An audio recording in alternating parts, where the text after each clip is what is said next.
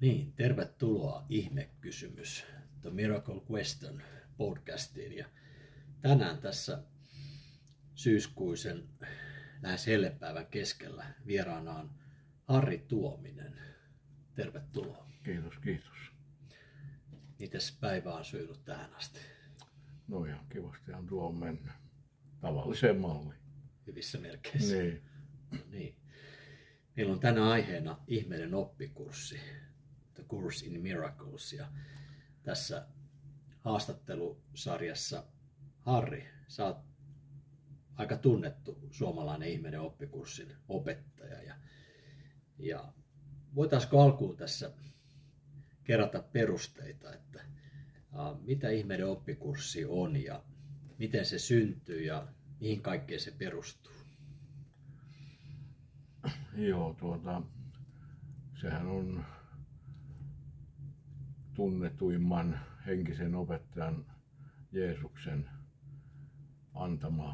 antama kurssi, jossa jonka hän on antanut niin kuin helpottaakseen, että me voisimme ja kykenisimme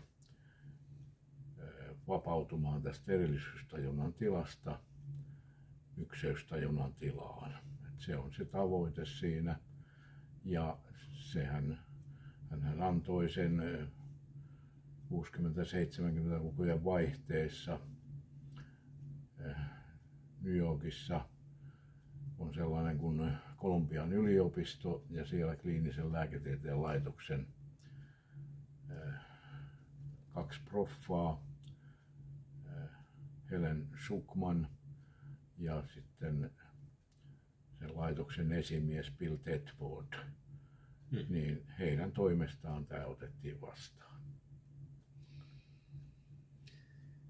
Joo, ja mulla on tässä edessä ihmeiden oppikurssin johdanto-osuus, niin sopiiko, että mä luen tästä? Joo, kyllä. Joo.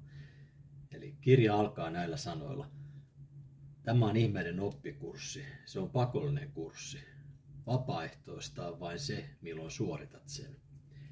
Vapaa tahto ei tarkoita, että voisit määritellä opetussuunnitelman.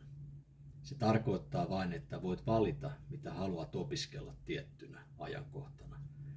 Kurssin päämääränä ei ole opettaa rakkauden merkitystä, sillä se ylittää sen, mitä voidaan opettaa. Kurssin päämääränä on kuitenkin poistaa esteet rakkauden läsnäolon tietoisuuden tieltä, sillä rakkauden läsnäolo on sinun luonnollinen perintöosasi. Rakkauden vastakohta on pelko, mutta sillä, mikä on kaiken kattavaa, ei voi olla vastakohtaa. Tämä kurssi voidaan sen vuoksi tiivistää hyvin yksinkertaisella tavalla seuraavasti. Mitään todellista ei voi uhata, mitään epätodellista ei ole olemassa. Siinä on Jumalan rauha. Joo, ja tämä on tämä johdanto, joka on sivulla 1. En itsekään tajunnut, kun ensimmäisen kerran tämän luin, että kuinka arvokas tämä on. Tässä on sanottu, voi sanoa kaikki. Eiks vaan? Joo. Ja se, että siinä alussa, kun yleensä mä aloitan jonkun ihmeiden oppikurssin opintopiirin, niin mä luen tämän 3 ensimmäistä lausetta, että tämä on ihmeiden oppikurssi, se on pakollinen kurssi. Ja vapaaehtoista on vain milloin sen suoritat. Niin siinä kun katson aina niitä läsnäolijoita, niin tämä siteeraus herättää melkoista hämmennystä yleensä. Mutta kun sitä vähän avaa, niin se on täysin ymmärrettävä, koska nythän tarkoitus meillä jokaisella on, että me palaamme takaisin tästä vapaudumme tästä erillisyystajunnasta ykseystajuntaan, eli ykseyshän on Jumalan yhteyteen. Sehän on meillä kaikilla tavoitteena. Ja nyt nyt siis se on siis näin ollen pakollinen kurssi, jos jossakin vaiheessa haluaa vapautua tästä kuvitellusta erillisyystajunnan tilasta. Ja vapaaehtoista on vain silloin, milloin sen haluaa, niin kuin, että, ja tulee se oivallus, että täytyy olla jotain muukin tapa kuin jatkuvasti hakata lainausmerkeissä päätä Karjalan mäntyyn. No, itsekin vuosia sitten löysin tämän ihmeiden oppikurssin ja katson, että aika on järkelemäinen teos. Tässä on niin kuin monta erilaista osaa. On tämä aloitussivustot ja teoria ja sitten on oppilaan kirja, työkirjaa ja onko se opettajan kirja. Kun meitä on moneksi, niin mä oon huomannut, että monilla on monta erilaista tapaa lukea kirjaa, niin onko sulla tähän suosituksia järjestyksestä? Tai? No mä oon kaikille, jotka on niin kuin uusia vasta-alkajia, niin mä oon kaikille neuvonut näkemykseni, että kannattaa ennen varsinaista tekstiosaa on muutama sivu johdantoja, ne kannattaa lukea pariin kertaan, koska ne on sellaista, sanotaan nyt, helppoa tekstiä, ne ei ole monikerroksista tekstiä. Ne on helppoa tekstiä, mutta niissä jo tuodaan esille tärkeitä käsitteitä, muun muassa mitä on rakkaus ja onko tämä kurssi uskonto vai eikö tämä ole uskonto ja miten meidän havainnot, mitä me havainnoimme, miten ne muodostuvat. Kaikkia tällaista tuodaan siinä jo esille ja ihan niin kuin normaalilla kielellä, joka ei ole kovin monikerroksista. Nythän kurssi on itsessään hyvin monikerroksinen, että kun sen yhden kerran lukee niin, ja sitten aloittaa toisen kerran, niin jokaiselle tulee se niin kuin tunne, että mä en ole ikänä tällaista kirjaa lukenutkaan, että on aivan vierasta tekstiä, koska nythän kurssi jo itsessään sanoo, että sinä näet ja kuulet ainoastaan sen, mitä sinä odotat näkeväsi. Ja nyt kun me tekstiä luetaan, niin me odotetaan siitä jotakin sen mukaisesti, mitä meillä mielessä on jo valmiiksi. Ja näin ollen, kun me kerran olemme lukeneet, niin sitten meidän näkemys on jo muuttunut. Joo. No, ihmeiden oppikurssista, jos ajattelee sitä, että on erilaisia oppisuuntauksia ja filosofiasuuntauksia, on uskontoja ja henkisiä kursseja ja valtava määrä kirjallisuutta opettajia. Jos ajatellaan tälleen niin kuin enkelit, henkioppaat, auttajat, ukko, ylijumala, Jeesus, pyhä henki, niin miten tämä ihmeiden oppikurssi Jumala-käsite, kaikki on yhtä lopulta? Joo, nyt ne mitä sä tuossa luettelit, niin ne on niin kuin ihmistajunnan keksintöjä. Niin. Eli ne on niin kuin ihmistajunta kehitellyt erilaisia oppeja ja näihin sitten nimitykset ja niin edelleen. Ja nyt tässä voisi ehkä sanoa sen, että miksi tämä kurssi käyttää kristillistä sanastoa. Eli mullekin on joku aina silloin tällöin sanoo, kun mä esittelen tätä kurssia, että tämähän on toinen raamattu. Sen perusteella, kun siellä on samoja käsitteitä kuin raamatussa. Mutta todellakaan kyse ei ole siitä. Se käyttää kaksi eri syytä, miksi käytetään kristillistä sanastoa. Toinen syy on se, että kun tämä on suunnattu länsimaille, nimittäin itämaisissa filosofioissa on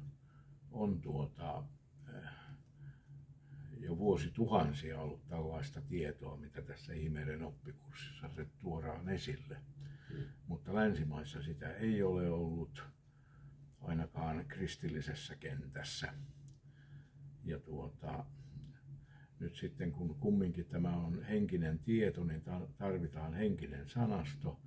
Ja länsimaissa kaikkein yleisin henkinen sanasto on kristinoppin sanasto, ja sitä varten tätä sanastoa käytetään. Joo. No. Ja sitten toisaalta myöskin, että kun tämä kurssissa on noin 800 viittausta Raamattuun, niin kaikki, mitkä minä olen niin kuin nähnyt ja havainnut, että tämä on sama lause kuin Raamatussa, niin kaikkiin on minun näkemyksen mukaan tullut niin kuin enemmän ymmärrystä.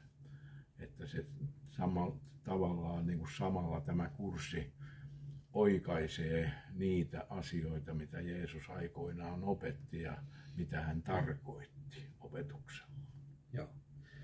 No, voitaisiko puhua näistä peruskäsitteistä ihmeiden oppikurssin mukaan? Niin Joo. mennäänkö tähän pääsanomaan, mikä ainakin itse vaikuttaa, että anteeksianto taitaa olla yksi tärkeimpiä, ellei tärkein kirjan. Joo. Ja se, miten kirja sen määrittelee ja kurssin, Joo. se poikkeaa tästä perinteisestä kristillisestä anteeksiannosta. Joo. Laajentaa ainakin sitä. Joo, se poikkeaa. Joo. Ja se, että se on nykyajan henkiset liikkeet, voi sanoa, että jokainen henkinen liike korostaa sitä, että anteeksi voi antaa vain itselleen. Mutta sitten ei kerrota, että mitä annetaan anteeksi. Ja nyt tämä kurssi käyttää tätä anteeksiantosanaa sen takia, että kun se on kristinopissa niin yleisesti käytetty, mutta kristinuskossa sillä on erilainen merkitys kuin kurssissa. Ja kristinuskossahan anteeksianto tarkoittaa sitä, että annetaan itsensä ulkopuolella oleville asioille anteeksi. Jollekin tapahtumalle, jollekin henkilölle ja niin edelleen. Eli siis kumminkin itsensä ulkopuolella. Ja nyt kurssi korostaa sitä, että annetaan itselle anteeksi ja se kertoo mitä. Nyt tämän kurssin anteeksiannossa ei oikeastaan ole anteeksianno niin kuin perinteisesti, mitä anteeksiannolla ymmärretään, niin se ei ollenkaan tarkoita sitä, vaan kurssissa anteeksianto määritellään, että se tarkoittaa mielessä olevien matkan varrella tallentuneiden kokemusten tekemättömäksi tekemistä, eli pois pyyhkimistä. Ja tämä näiden esteiden poispyyhkiminen on sitä varten tärkeää, koska tuossa tuon johdannon, joka on sivulla 1, niin kun luit, niin siellä on 7. lause, jossa sanotaan, että kurssin päämääränä on kuitenkin poistaa esteet rakkauden läsnäolon tietoisuuden tieltä. Ja rakkaus, se todellinen rakkaus, sehän on meidän mielissämme. Ja siellä mielessä näin ollen on esteitä. Ja siellä ei ole mitään muita esteitä kuin matkan varrella ne kokemukset, mitkä me olemme tallentaneet sinne mieleen. Siellä ei ole mitään muita esteitä. Mitäs sitten, jos ajattelee laajemmin vielä vaikka maailman tilannetta tai otetaan maailman historiaa, täynnä aika vallanhimoisia pyöveleitä ja mestaajia ja kansanmurhia on ikään kuin henkilöitä, joita me mietitään, joku Hitler, Stalin, ehkä nykyisin joku Putin, egoistinen tietty USA:n ex-presidentti, monia tämän tyyppisiä asioita tai maailman historiassa ihan valtavasti kärsimystä ja niin kuin pahuutta tiettyjen ihmisten kautta, niin jos esimerkiksi mieleen tulee nyt sitten, että tulee tällainen vaikka kärsimysenergia tai tietty sellainen tuomitsemisen energia jostain nykymaailman tilanteesta tai sodista tai niiden aiheuttajista lainausmerkeissä, niin miten ihmeinen oppikurssi tähän luo sen helpotuksen? Niin, ihmeiden oppikurssi lähtee siitä, että sinä et voi kokea mitään, mikä ensin ei tavalla tai toisella ole sinun mielessäsi. Eli jos sulle tulee esimerkiksi ajatus jonkun henkilön tuomitsemisesta, niin se henkilö sinällään ei aiheuta tätä, taikka siis se ei tuo sitä ajatusta, vaan se aktivoi sinun mielessäsi olevan vanhan kokemuksen, joka aiheuttaa sen tuomitsemisreaktion.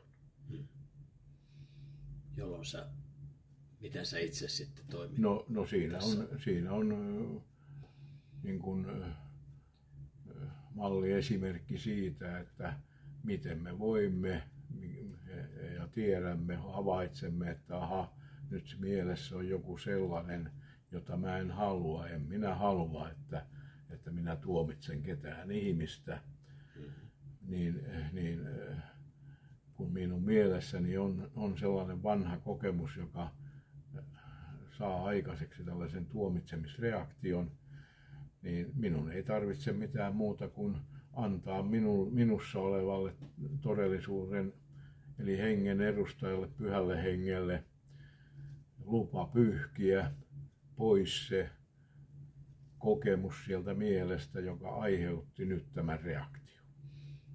Ja nythän tietysti siellä mielessä on paljon tämän suuntaisia kokemuksia, jotka aiheuttaa tuomitsemisreaktioita, niin se on ihan selvä asia, että ei ne yhdellä kertaa, kun minä sanon, että pyyhi nyt pois sieltä mielestä se vanha kokemus, joka aiheutti tällaisen tuomitsemisreaktion, niin on aivan selvää, ettei se heti lakkaa se tuomitseminen siihen, koska siellä on paljon muitakin, jotka sitten reagoivat tietyissä tilanteissa.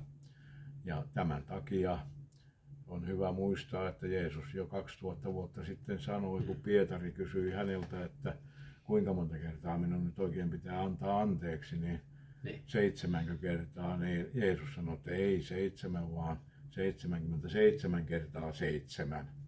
Eli tällä on vaan se informaatio, että loputtomasti antaa, koska siellä on hyvin paljon samansuuntaisia, tallentuneet samansuuntaisia kokemuksia matkan varrelta. Niin. Mutta itselläni on kokemus, että kun sitä tekee, niin kyllä se pikkuhiljaa rupeaa niin kuin helpottamaan. Eli ei ole enää niin tarvetta takertua joka asiaan, minkä havainnoi. Joo, eli silloin tulee sitten sisäistä vapautta ja rauhaa ja tyyneyttä. Juuri näin. Miten sä itse omassa henkilökohtaisessa elämässä, mitä ihmeiden oppikurssi on vuosikymmenten aikana, miten sä aistit sen, että muuttanut sua tai tuonut sulle omaan elämään sitten ja ihmissuhteisiin? No niin, kun mä oon kertonut, niin mä oon ollut hyvin määräävä ja on käynyt pitkiäkin keskusteluja ja väittelyitä. Joo. Sillä tavoitteella, että minun näkemykseni jäisi voimaan. Mutta tänä päivänä mulle riittää, kun mä kerran sanon näkemykseni ja nykyisin mä niin kuin luotan siihen, että henkilö, jolle mä sen sanon, niin sehän kuuli sen. Ei mun tarvitse jankuttaa enää nykyisin. Niin. Mites tämä aikakäsitys sitten, että jos miettii lineaarista aikaa tässä hetkessä, on tulevaisuus, menneisyys, me katsotaan vanhoja valokuvia tai mielikuvitellaan, haaveillaan tulevaisuudesta ja nyt on paljon vuosikymmeniä jo läsnäolotietoisuus, tässä hetkessä eläminen, niin sitten ihmeiden oppikurssia kun lukee, niin siellä tulee se tunne, että kaikki aika on jo tapahtunut. Mites tämä? Kurssi kertoo ihan suoraan, että yhdessä pienessä hetkessä tapahtui kaikki. Eli ensimmäinen erehdys tapahtui, eli Jumalan poika luuli eronneensa Jumalasta. Ja sen jälkeen sitten tapahtui kaikki muut erehdykset, eli siis kaikki muut kuvitelmat, mitä tässä nyt on matkan varrella miljardit ihmiset kuvitelleet. Mutta sitten se vielä jatkuu, mutta samassa hetkessä sitten tapahtui sen ensimmäisen erehdyksen tekemättömäksi tekeminen ja sen jälkeen sitten kaikki muutkin erehdyksen tekemättömäksi tekemiset, että kurssin mukaan yhdessä pienessä hetkessä silmänräpäyksessä tapahtui tämä kaikki. Mutta syy, miksi me nyt koemme tällä hetkellä, että meidän menneisyydessä olevat asiat ohjaavat meidän ajattelua, koska ei ole kahta ihmistä, joka ajattelee ja toimii, jotka ajattelevat ja toimivat samalla tavalla, se niin kuin näyttää, että me jokainen niin kuin toimimme matkan varrella tallentuneiden kokemustemme ohjaamana, ajattelemme ja toimimme. Ja nyt sitten miksi me näin koemme, miksi me emme koe, että ne on kaikki pyyhkiytyneet pois, sen takia, koska ne on niin kuin me koemme ne omiksi kokemuksiksi ja kun me olemme niin varmoja, että kyllä se eilen se asia tapahtui, niin ei kellään ole oikeutta pyyhkiä sitä pois minun mielestäni. Ja tämän takia meidän pitää antaa se lupa, että itse asiassa kurssin mukaisessa anteeksiannossa me ei anneta mitään anteeksi. Me annamme vaan todellisuutemme edustajalle, pyhälle hengelle, eli todellisuuden hengelle luvan pyyhkiä pois sieltä se kokemus, joka nyt aiheutti nyt hetkessä tämän havainnon, mikä kulloinkin on se joku ajatus, tunne, asia tai tilanne. Joo. Ja jos miettii vaikka, että on monia kirjoja, jotka sitten on kirjoitettu selventämään tätä ihmeiden oppikurssia. Muun muassa amerikkalainen Gary Renard on kirjoittanut Rakkaus ei unohtanut ketään, maailmankaikkeus katoaa, kuolematon todellisuutesi, josta monet on saaneet lisää ymmärrystä tähän kirjaan. Ja sitten on vaikka David Hofmeister, joka on vieraillut sunkin tiloissa, amerikkalainen tunnettu opettaja, ja sitten aikoinaan tämän Helenin ja Billin ystävä, joka on tehnyt ihmeiden oppikurssin. Nämä kappaleen jaot, Ken Wapnickin videoita löytyy kanssa. Niin mites Harri sitten, kun sä aistit sitä kaikkea vuosikymmenten kokemuksella, niin mikä on yksi haasteellisimpia sitten, mitä sinä ja muut ihmeiden oppikurssin opettajat huomaa opetuksissa, ryhmissä? Sullahan on ryhmiä, jossa sä oot sitten ohjaajana siinä. Ja mulle tulee mieleen esimerkiksi myös erityisesti ihmissuhteet, rakkaus- ja vihasuhteet ja pyhä ihmissuhde. Ihmeiden oppikurssin käsitteitä, niin aika laajoja, syviä vuosikymmenten kokonaisuuksia sitten opeteltavaksi useimmille. No tässä sulla oli nyt monia kysymyksiä, oli näistä kirjoista ensinnäkin. Joo. Ihmeiden oppikurssihan se on lempeä, se ei kiellä ei käske yhtään mitään. Sä saat tehdä ihan mitä sä haluat. Sä saat lueskella mitä kirjoja tahansa, ei siinä ole mitään. Itse näen kumminkin sen, että kun meillä on tällainen tunnetun maailman historian, ainakin läntisen maailman historian merkittävin henkinen opettaja, ja kun meillä on nyt hänen antamansa opetus, niin minulle se nyt ainakin riittää. Mutta se, että esimerkiksi nämä Gary Renardin kirjat, niin ne on tavallaan pyrkivät selittämään ihmeiden oppikurssia, mutta siellä on jonkun verran heikkouksia, mutta ei kovinkaan paljon, että totta kai, mutta ne voi niin kuin auttaa ja niiden hyvä puoli, ainakin niiden Kaaren ensimmäisen kirjan hyvä puoli maailmankaikkeus katoaa ja kuolematon todellisuutesi, niin niiden hyvä puoli oli se, että, taikka on se, että siellä aina kun asiaa nämä niin sanotut mestarit opettavat, niin aina opetuksen päätteeksi on lainaus ihmeiden oppikurssista, joka minusta on sen takia se lainaus siellä, että he haluavat osoittaa, että eivät he omiansa puhu, vaan he viittaavat niin kuin ihmeiden oppikurssiin. Niin. Tarkoituksella mainitsin että ne on monelle ollut polku tavallaan sitten pääkirjan luo.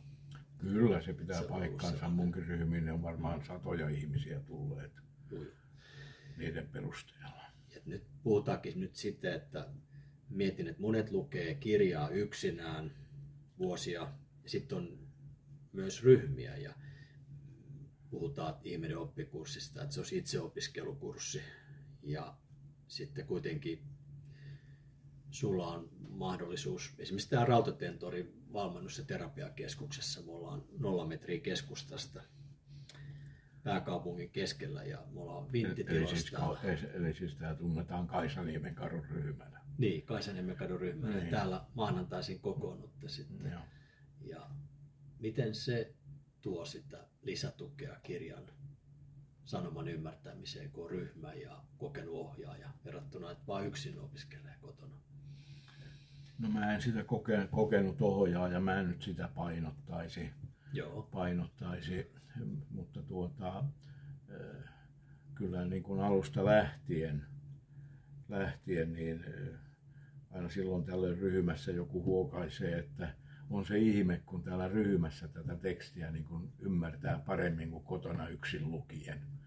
Ja kun tätä muutaman kerran tällaisen lausahduksen kuulin, niin rupesin miettimään, että mikähän siinä nyt mahtaa olla, ja tulin siihen tulokseen ajatuksissani, että varmaankin kun siinä on useampi ihminen, jonka ajatus on sillä hetkellä samansuuntainen, niin se tavallaan se ymmärrys ja se niin kuin tajunnan taso nousee siinä, ja näin ollen niin kuin on helpompi ymmärtää asioita. Nythän on toiselta puolelta olemassa tämä sanonta, että joukossa tyhmyys tiivistyy, että se on myöskin näin päin. Joo. Ja kaikki toimitaan aina toistemme opettajina ja oppilaina. Kyllä. Itsekin oppii siinä taas syvemmin kertaa. Kyllä, ja minä niin kuin on ollut aina alusta lähtien tavoitteena, että kun meillä on sellainen tapa, että me luetaan aina kurssista yksi kappale ja sitten sen jälkeen keskustellaan, että mitä tämä nyt haluaa meille sanoa, ja monta kertaa mennään ihan lause lauseelta, että mitä nämä lauseet nyt oikein tarkoittavat. Ja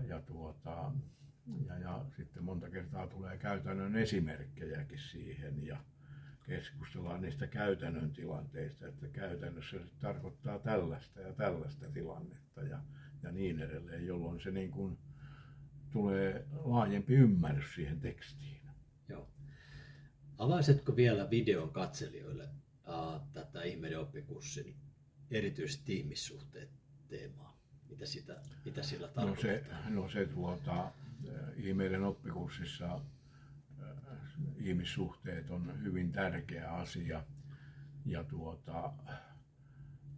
sehän opettajan käsikirjassa, ihan opettajan käsikirjan alussa puhutaan näistä eritasoisista tai erilaisista ihmissuhteista, ja siellä ihmissuhteeksi luetaan esimerkiksi se, että tapaa niin sanotusti sattumalta, sattumaahan ei ole, niin tapaa jonkun ihmisen, esimerkiksi vaikka hississä, niin sekin jo nimetään niin kuin kurssissa ihmissuhteeksi, mutta sitten siellä kerrotaan, että sitten on niin kuin pitempiaikaisia suhteita ja sitten kun suhde on niin kuin ihmissuhde on täyttänyt sen tehtävänsä, miksi se on niin kuin ilmentynyt aikoinaan, niin sitten tavallaan on turha sitä enää jatkaa, kun se ei enää anna mitään. Tässä niin kuin henkisessä mielessä. henkisesti eteenpäin menossa. Mutta sitten siinä kerrotaan, että myöskin on koko elämänpituisia suhteita ja sillä tavalla. Mites sitten, jos ihmeiden oppikurssin... Ja sitten vielä, jos mä tähän vielä kerron, niin kurssi kertoo, että jokainen ihmissuhde alkaa erityisenä. Ja se tarkoittaa sitä, että jos ajatellaan vaikka parisuhdetta, niin yleensä ei ihmiselle kelpaa kuka toinen tahansa ihminen kumppaniksi. Että ihminen valitsee ja sehän valinta alkaa jo hyvin pienestä hiekkalaatikolla. Lapset jo valitsee, että kenen kanssa leikki ja kenen kanssa ei leiki. Niin. Eli sillä tavalla. Mutta sitten se kertoo, että jokainen tällainen erityinen ihmissuhde voidaan muuttaa pyhäksi ihmissuhteeksi. Ja nyt kurssissa tämä pyhä-sana on hyvä ymmärtää, että se tarkoittaa todellista, eli todelliseksi ihmissuhteeksi. Kun tämä erityinen ihmissuhde on kehojen suhde, niin se todellinen ihmissuhde tarkoittaakin mielessä olevaa suhdetta. Ja se kurssi kertoo, että se on nopein tie taivaaseen, eli nopein tie Jumalan tajuntaan, Jumaltajuntaan.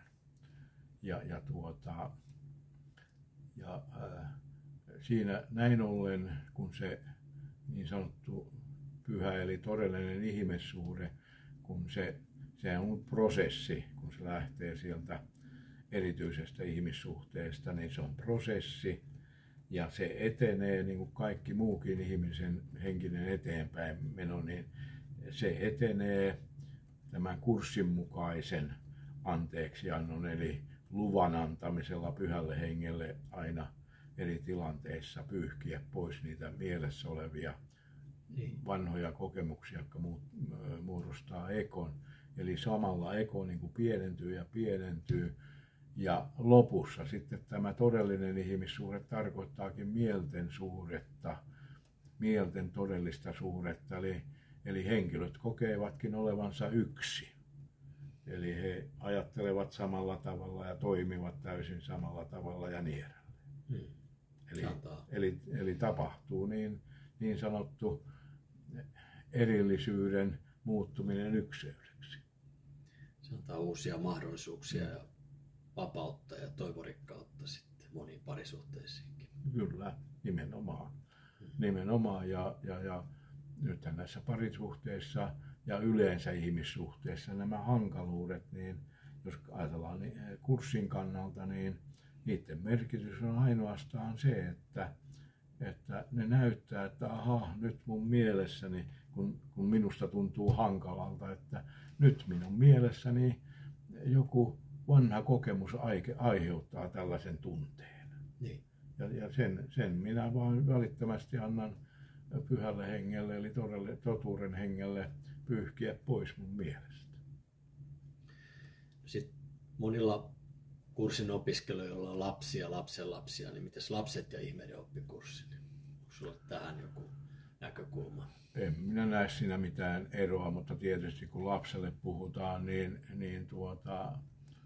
en mä välttämättä käytä niin kuin mitään Jumalaa ja Jumalan poika ja pyhä henki ja tällaisia käsitteitä, vaan mä puhun ihan niin kuin tavallisesti, että jos lapsella on joku sanotaan niin, että hän kokee kiusaamista, niin mä kerron lapselle, että sun mielessä nyt on sellainen, joka niin kuin,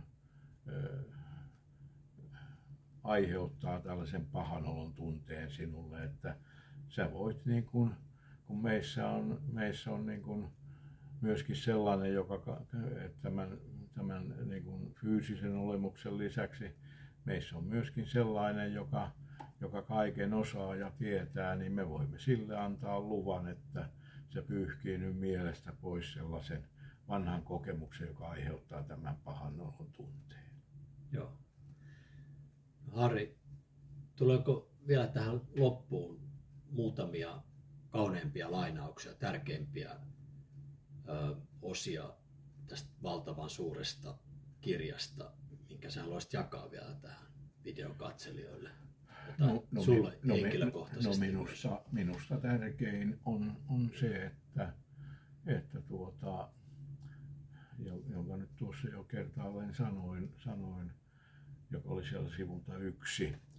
Kurssin päämääränä on kuitenkin poistaa esteet rakkauden, läsnäolon, tietoisuuden tieltä, koska sinä olet rakkaus.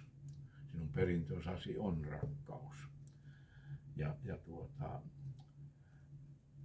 näin ollen siellä on vain esteitä, ja niin kuin äsken alussa kerroin, niin ne esteet ei ole mitään muuta kuin matkan varrella sinne tallentuneita kokemuksia. Ja nyt ihmeiden oppikurssi poikkeaa mun ymmärtääkseni muista henkisistä liikkeistä sen ja kauniista henkisistä teksteistä sillä tavalla, että jokaisessa kerrotaan, että mitä me nyt koemme, emme todellakaan niin kovin niin kuin iloisia asioita välttämättä jatkuvasti, että missä tilanteessa me olemme, että joskus on aina hankaluuksia ja niin edelleen, niin kaikki nämä henkiset liikkeet kertoo sen, ja sitten ne kertoo, että mikä olisi se tavoite. Ne kertoo kaikki sen tavoitteen, mutta en tiedä mitään, joka kertoisi, että miten tästä tilanteesta päästään siihen tavoitteeseen. Ja ihmeiden oppikurssissa tämä, miten päästään, niin Jeesus kertoo siinä harjoituksessa 23, missä tämä luvan antaminen Pyhälle Hengelle pyyhkiä niitä matkan varrella tallentuneita kokemuksia pois sitä mukaan, kun ne sieltä ilmenevät, niin siinä harjoituksen ensimmäisessä kappaleessa, ensimmäisessä lauseessa lukee näin, että tämän päivän opetukseen sisältyy ainoa mahdollinen tapa päästä eroon pelosta. Ja kun pelko tarkoittaa ihmeiden oppikurssissa samaa kuin ego, eli tämä yksilötajunta, niin sitten tämä ego, se ei koostu mistään muusta kuin matkan varrella tallentuneista mielen tallentuneista menneistä kokemuksista. Joten tässä on se menetelmä kerrottu,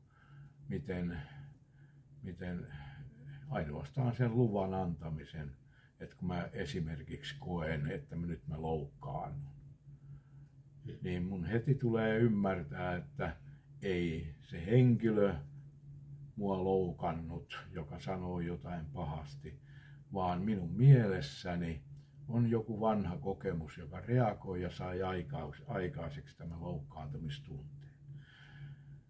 Niin kun mä tämän välittömästi tajuan, ettei siinä henkilössä ollut mitään vikaa, joka minulle sanoi niin sanotusti pahasti, vaan minun mielessäni oli tämä ongelma, niin mä välittömästi annan Pyhälle Hengelle, että pyyhny pois se vanha kokemus sieltä mielestä. Ja näin, kun sitä jatkuvasti tekee ja ihminen huomaa esimerkiksi kaikkiin yleisimmin oleva ajatus, mikä ihmisellä ilmenee, on epävarmuus. Ja ihminen on jatkuvasti epävarma. Vaikka taloudesta tai niin, ja vaikka menee kauppaan, niin minkä tuotteen nyt ostan sieltä ja niin edelleen. Niin siellä on sitä, ihminen tekee jatkuvasti siellä valintaa, no se on vaan epävarmuutta, miksi tekee valintaa. Jos on varma, niin tietää, minkä mä otan. Ja näin ollen niin välittömästi, kun kokee esimerkiksi epävarmuuden, niin sanoo välittömästi Pyhälle Hengelle, että pyyhny pois sieltä mielestä se kokemus, joka mahdollisti tämä epävarmuuden tunteen ajatuksen. Joo. Ja mikä on kaikista tärkeintä kaikessa, mitä sä oot kertonut tämän haastattelun aikana? Oliko se tässä? Se on tässä. Joo. Mä oon jollekin sanonutkin, joka on mulle tuskaissaan valittanut, että kun hän on 3-4 kertaa kurssin lukenut ja kun ei tämä auta mitään, ei tämä toimi ja niin edelleen, niin mä oon sanonut, että ei sun tarvitse enää lukia sitä kurssia. Että kyllä sä sen osaat jo lukua sen kurssin. Niin. Että nyt on vaan kyse ottaa se käytäntöön ja Niin. Ja kun Jeesus sanoo siinä, minkä mä siteerasin sen ensimmäisen lauseen, niin hän sanoo siinä, että ainoa mahdollinen tapa. Niin kyllä mä luotan siihen, että kun läntisen maailmanhistorian merkittävin opettaja sanoo, että tämä on ainoa, niin kyllä mä luotan siihen, että jos niitä olisi 10 muuta tapaa, niin ei hän sanoisi, että ainoa. Joo. Ja sitten kakkoslauseessa hän vielä niin sanotusti varmistaa sen. Ja siinä kakkoslauseessa hän sanoo, että mikä muu tapa ei toimi. Kaikki muu on merkityksetöntä. Ja mä oon itse siihen lisännyt merkityksetöntä puuhastelua. Ja sitten se 3. lause sanoo, että mutta tämä tapa toimii aina. Ja miksi se toimii aina on se, että kun minä sanon sille todellisuuteni edustajalle eli pyhälle hengelle, että pyyhin nyt pois sieltä mielestä se kokemus, joka nyt aiheutti tämän havainnon tällä hetkellä. Niin jos ei hän pyyhi, niin sehän tarkoittaa sitä, että pyhä henki on sairas, kun hän nauttii siitä, että minun on paha olla. Ja se on taas aivan mahdoton ajatus, en minä sellaista voi ajatella. Selvä. Kiitos Harri tästä sydämellisestä ja monin tavoin aika kiehtovasta haastattelusta ja sen sanomasta. Ja kerrataanko vielä, että kun ihmiset haluaa tulla mukaan sun ryhmiin, niin miten sun saa yhteyttä? No mulla on Facebookissa sivut Harry Tuominen nimellä ja siellä on mun sähköposti ja puhelinnumero. Ja täällä, missä ollaan tehty Ihmekysymys podcast, jonka haastattelijana minä, Samsa Korosena, tässä on saanut olla mukana. Kiitos tästä Harri vielä kädestä pitäen. Oli kunnia saada olla mukana tässä. Niin tänne tosiaan niin maanantaisin vielä on tilaa ryhmässä. Kyllä. Ja sopu sijaa antaa. Maanantaisin kello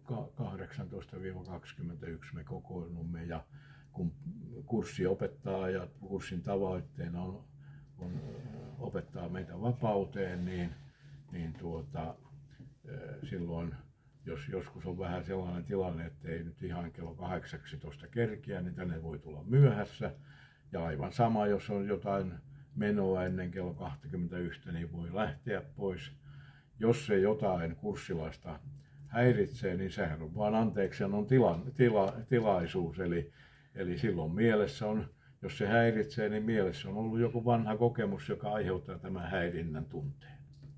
Juuri näin. Ja tähän loppukevennyksenä otetaan ihminen oppikurssi. Mä otan tästä ja näin nyt ihan impromptuna ilman mitään sattumavarasti. Avataan sivu ja se oli täältä ja täällä lukee näin. Tämä on kertaus, oppilaan työkirja, kertauskurssi.